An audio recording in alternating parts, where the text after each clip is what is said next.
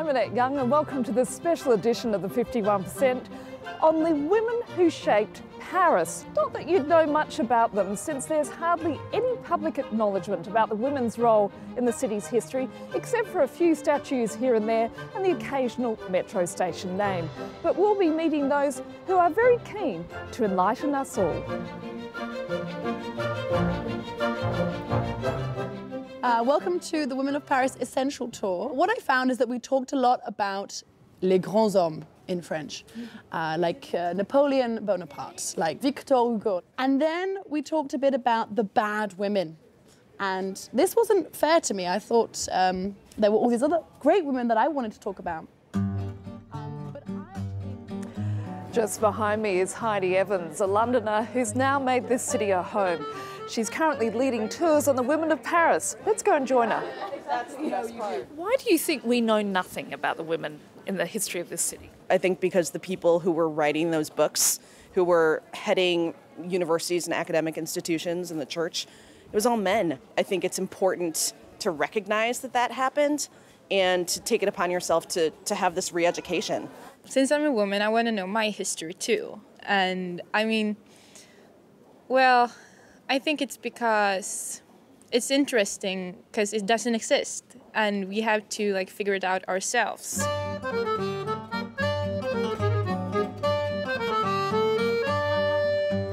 Heidi, I have to admit, it does make me laugh that it takes a Londoner to fill in the gaps about the role of women in this city's history.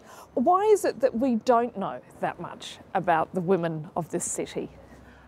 Because their stories have been hidden, I guess, by time. There's never really been any women in power here.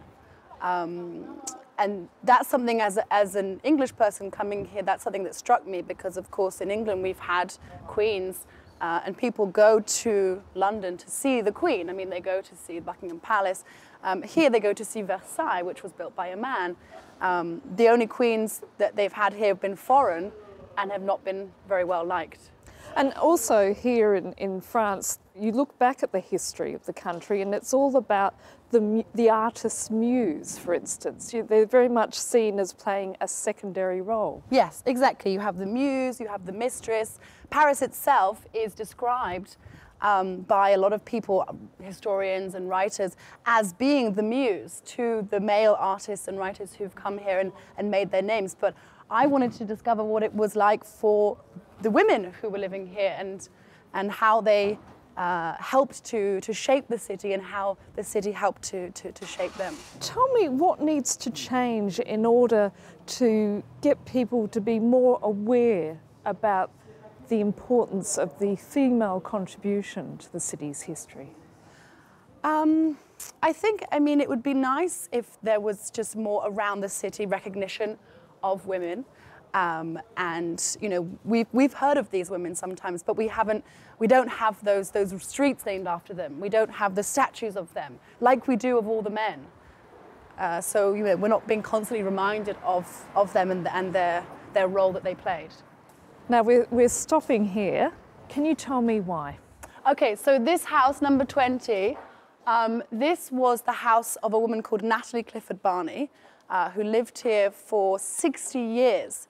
And she was an American expat who came and then had a salon in this house. She used to have that on a Friday.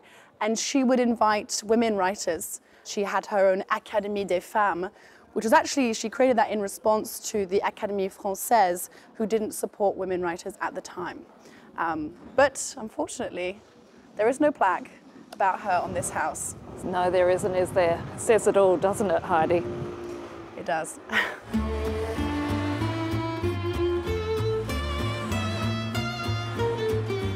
So how many of Paris city streets are named after women? 3%. That's right, just 3%. And it's something that the Paris City Hall is working hard to change. In Paris's 8th arrondissement, the city's mayor, Anne Hidalgo, unveils the new name of what was once the Place de l'Europe, a tribute to the European Parliament's first democratically elected president. On ne choisit pas Simone Veil. We didn't choose Simone Veil. She is the one who made her choice self-evident to us. The Place de l'Europe was simply waiting for a great person to embody it. Since 2011, 140 new street signs bearing the names of women have been unveiled across the French capital. The 12th and 13th arrondissements have been at the vanguard of this quiet revolution, naming dozens of newly built streets. Spearheaded by the town hall, the initiative aims to get the number of signs named after women on par with those named after men. Twice a year, the Deputy Mayor of Paris presides over the commission that names public spaces. There are 26 women on the waiting list, more than double the number of men. But as for streets already named after men, it's almost impossible to change them. There's an entire story that goes into naming a street. It plays on the imagination of tourists and the history of Parisians. So we must let the history of Paris run its course, so it can permeate its streets, its public spaces and its gardens. In the meantime, women have been left in the minority. Out of 6,000 streets that make up the French capital, around 4,000 carry the name of a man. Only 300 are named after women. The lack of space means that even they have to make do with small streets or out-of-sight squares, little known to Parisians. Like, for example, the Place Olympe de Gouges in the 3rd arrondissement, named in 2003 but impossible to find on Google Maps. We can't just throw the names of women around.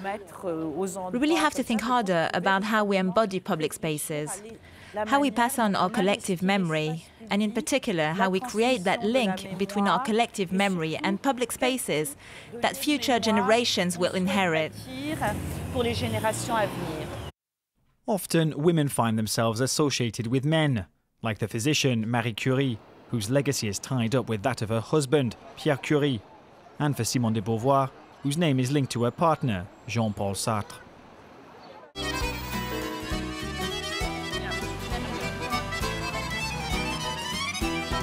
Now with me is Charlotte Souleray, the author of a fantastic little book, A Feminist Guide to History, which sadly at this point in time is only available in French, but hopefully that will change soon.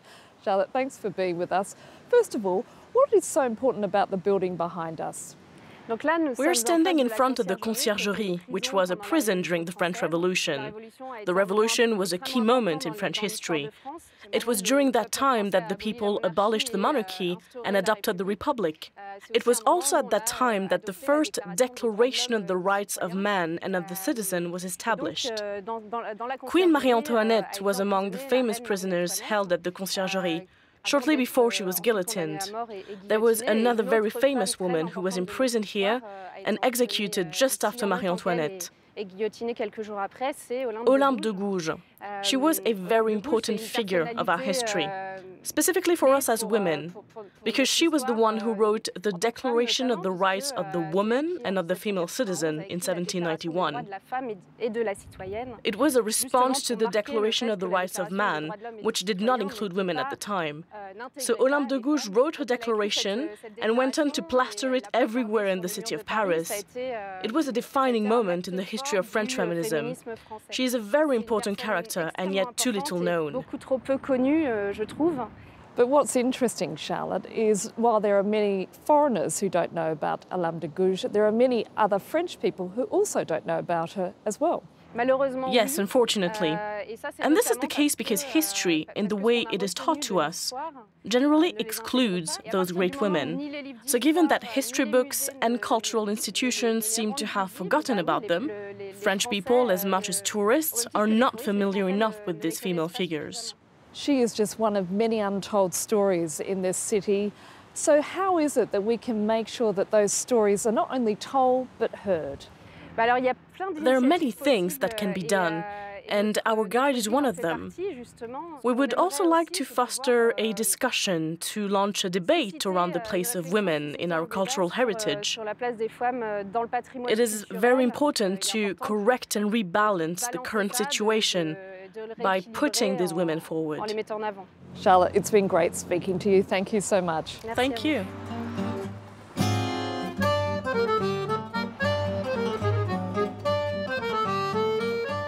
Behind me is the Pantheon, where the country's esteemed figures are buried. 72 of them are men, with just 5 being women. However, in July, the noted feminist Simone Weil will be laid to rest here.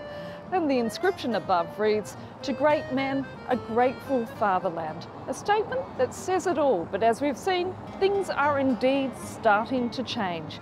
And that's it for this special edition. Until our next show, bye for now.